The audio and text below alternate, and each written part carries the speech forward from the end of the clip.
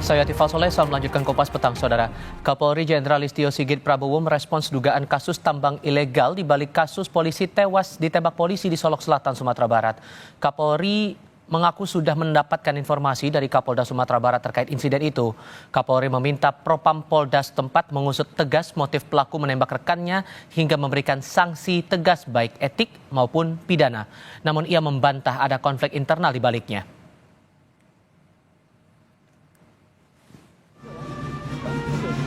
Kepada saya terkait peristiwa yang terjadi dan saya minta untuk mendalami motifnya. Namun yang jelas saya sudah perintahkan agar kasus itu diproses tuntas terhadap pelakunya, oknum, pelaku dari institusi agar ditindak tegas apakah itu proses etik maupun pidananya. Apalagi kalau kemudian motifnya kemudian ternyata dilakukan terhadap hal-hal yang selama ini kita anggap mencederai institusi. Saya minta siapapun, apapun pangkatnya, tindak tegas, nggak usah ragu-ragu.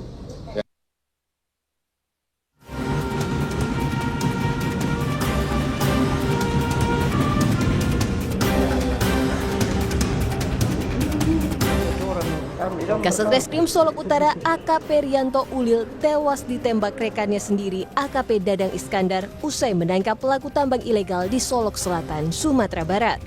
Kasus ini berawal saat Kasat Reskrim Polres Solok Selatan menangkap pelaku tambang ilegal pada Jumat dini hari. Saat pelaku tambang ilegal diinterogasi di ruang penyidik, Kabak Ops Polres Solok Selatan menghampiri Kasat Reskrim di lapangan parkir Mapolres. Sejumlah saksi mendengar 2 kali suara tembakan sebelum akhirnya menemukan Kasat Reskrim tergeletak di lapangan parkir. Korban sempat dilarikan ke Rumah Sakit Bayangkara, Kota Padang, namun tak tertolong.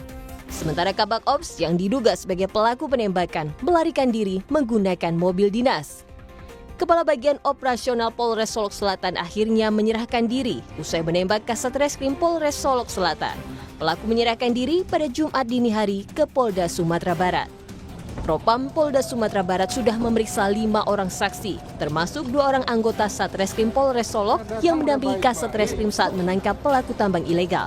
Namun Propam masih menyelidiki motif pelaku menghabisi rekan kerjanya sesama perwira polisi, termasuk dugaan pelaku sebagai backing tambang yang diusut korban.